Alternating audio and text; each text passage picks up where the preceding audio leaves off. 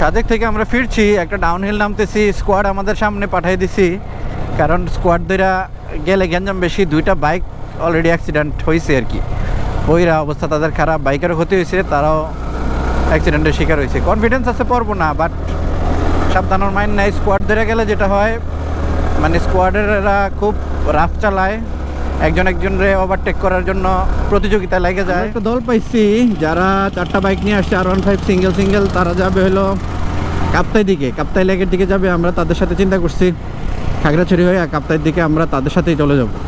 আর এই উঁচা নিচা পাহাড়ি রাস্তায় বাইক রাইড করতে কিন্তু খুবই ভালো লাগে। যারা সাজেকে আসতে চান কিংবা পার্বত্য অঞ্চলে বাইক নিয়ে আসতে চান অবশ্যই আসবেন, বাট একটু দক্ষ হয়ে আসেন। অনেক কর্নারিং, অনেক মোড়, অনেক আপহিল, অনেক ডাউনহিল। পাহাড়ে আসলে বাইক রাইডিংয়ের নিয়ম কানুন না মাইনা রাইড করলে খাইবেন মারা।